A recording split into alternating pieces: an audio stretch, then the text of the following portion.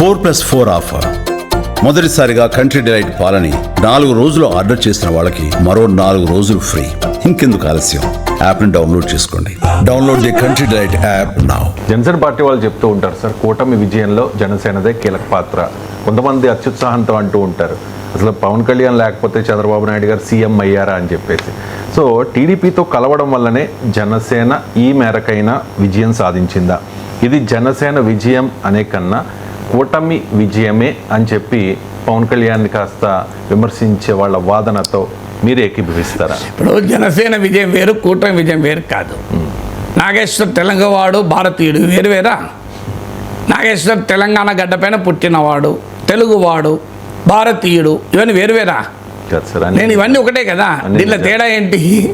So అందువల్ల ఇది పరస్పర విరుద్ధమైనటువంటిది భావన కాదు మనకు. ఇది నేను తెలుగువాడిని, నేను భారతీయుడిని, రెండూ కూడా ఈ కాంప్లిమెంటరీ తప్ప కాంట్రడిక్టరీ కాదు.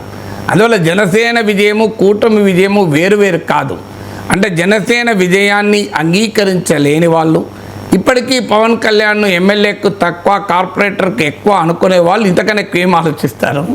కానీ మనకు అర్థం కావాల్సింది ఏంటంటే, మరి జనసేన విడిగా పోటీ చేస్తే ఏమయ్యేది? విడిగా పోటీ చేస్తే టీడీపీ లాగానో వైసీపీ లాగానో ఓట్లు తెచ్చుకునే స్థితిలో జనసేన లేదు. ఇది రియాలిటీ. ఈ రియాలిటీ పవన్ కళ్యాణ్ ఎక్నాలెడ్జ్ చేశాడు. నేను చెప్పడం ఏంటి, 2024 ఎన్నికలకు ముందు చాలాసార్లు చెప్పాడు పవన్ కళ్యాణ్, మనం విడిగా పోటీ చేస్తే నేను సీఎం సీఎం సీఎం అంటారు కానీ నన్ను ఎమ్మెల్యేగానే గెలిపించలేదు. మీరు ఏం మాట్లాడతారు? సీఎం అంటే అయిపోతుందా? నిజంగా నేనే సీఎం అయ్యేటట్టు మనం ఎందుకు పొత్తులు పెట్టుకుంటాం? ఆ సిచ్యువేషన్ లేదు కనుకనే కదా ఇంకొంత కలుస్తున్నాను ఓపెన్గా చెప్పాడు. సో అందువల్ల Pawan Kalyan understood the political reality. ఎందుకంటే నేల విడి సామ్ చేయకూడదు కదా. అందువల్ల ఇవాళ చంద్రబాబు నాయుడు లాగానో, జగన్మోహన్ రెడ్డి లాగానో, టీడీపీ లాగానో, వైసీపీ లాగానో పవన్ కళ్యాణ్ కానీ జనసేనకు కానీ విడిగానే పోటీ చేసి అధికారంలోకి వచ్చే పొలిటికల్ సిచ్యువేషన్ జనసేనకు లేదు, పవన్ కళ్యాణ్ లేదు. అది రియాలిటీ. దట్ డజంట్ మీన్ కూటమి కడితేనే సీట్లు వచ్చాయంటే కరెక్టే. మన దేశంలో ఎన్నికల విధానం అది కదా. మన దేశంలో ఉన్న ఫస్ట్ పోస్ట్ పాస్ట్ సిస్టమ్ అంటారు. ఈ ఫస్ట్ పోస్ట్ సిస్టంలో ఉండే సమస్య ఏంటంటే చిన్న పార్టీలు నష్టపోతాయి. నీకు 20% ఓటు వచ్చినా కూడా సీట్లు రాకపోవచ్చు. సీట్లకు ఓట్లకు అసలు పోలికే ఉండదు మన దేశంలో. మీకు ఉదాహరణ, తెలంగాణలో 40% ఓట్లు వచ్చిన కాంగ్రెస్ పార్టీ అధికారంలోకి వచ్చింది, 65 సీట్లు తెచ్చుకుంది, 65/119. మీకు ఆంధ్రప్రదేశ్లో 40% ఓట్లు వచ్చిన వైసీపీ 11/175 తెచ్చుకుంది. మరి 40% ఓటే కదా సేమ్. అందువల్ల జనసేన అక్కడున్న పొలిటికల్ సిచ్యువేషను టీడీపీ వైసీపీ మధ్య పోలరైజ్ అయి ఉన్నప్పుడు జనసేనకు ఉన్నటువంటి ఓటు కూడా నిలబడదు. ఎందుకంటే పొలిటికల్ నరేటివ్లో జనసేన ఉండదు. ఎందుకు జనసేనకు ఓటేయాలి? ప్రజలు చంద్రబాబు నాయుడు ముఖ్యమంత్రి చేయాలా, జగన్మోహన్ రెడ్డి ముఖ్యమంత్రి చేయాలా అనే 2 ప్రశ్నలపైన చీలిపోయి ఉన్నప్పుడు పవన్ కళ్యాణ్కు ఎందుకు ఓటేయాలన్న ప్రశ్న ఉత్పన్నమవుతుంది కదా. పవన్ కళ్యాణ్ బలమున్న ఉత్పన్నమవుతుంది. పవన్ కళ్యాణ్కి ఇలా కమ్యూనిస్ట్ పార్టీలకు నిజంగా వాళ్ళకున్న బలం రిఫ్లెక్ట్ అవుతుందా? ఓట్లలో రిఫ్లెక్ట్ కావడం లేదు, సీట్లలో కూడా రిఫ్లెక్ట్ కావడం లేదు. ఎందుకంటే వీళ్ళు ఓటు వేసినా కూడా వీళ్ళు చేయగలిగింది ఏమీ లేదు కదా అనే డైమెన్షన్ వస్తుంది. అందువల్ల ఎప్పుడు కూడా మనకు పవన్ కళ్యాణ్కైనా ఎవరికైనా ఈ ప్రాబ్లం ఉంటుంది. అందువల్ల పవన్ కళ్యాణ్ కూటమిలో కలిసినప్పుడు ఆయన డెఫినెట్గా అడిషన్ అవుతారు.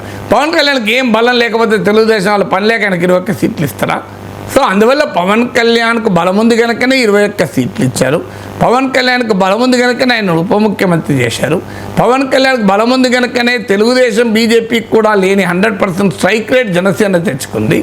పవన్ కళ్యాణ్కు బలం ఉంది కనుకనే ఈ పరిణామాలన్నీ జరిగాయి కదా. దాంతోపాటు వైసీపీ వ్యతిరేక ఓటు చీలకూడదు అని పవన్ కళ్యాణ్ సూచించినటువంటి ఒక రాజకీయ ఎత్తుగడ ఇవాళ ఆంధ్రప్రదేశ్ రాజకీయ ముఖ చిత్రాన్ని మార్చింది కదా. So that credit goes to Pawan Kalyan. అందులో చంద్రబాబు నాయుడు అరెస్ట్ సమయంలో, తెలుగుదేశం పార్టీ నిర్వీర్యమై ఉన్న సమయంలో, నాయకత్వం లేక లోకేష్ ఏమో ఢిల్లీలో న్యాయ నిపుణులతో చర్చిస్తున్న సమయంలో, తెలుగుదేశం పార్టీ శ్రేణులన్నీ యొక్క నిస్సారంగా ఉన్న సమయంలో అప్పటి ప్రతిపక్ష రాజకీయ శిబిరంకి ఉత్తేజాన్ని ఇచ్చింది పవన్ కళ్యాణ్ కదా. అందుకే ఇది నేను చెప్పడమే కాదు, మీకు నందమూరి బాలకృష్ణ షోలో మీకు చంద్రబాబు నాయుడు ఈ విషయం చెప్పాడు. రాజమండ్రి సెంట్రల్ జైలుకి వచ్చినప్పుడు నేనే ముందు ప్రతిపాదించాను.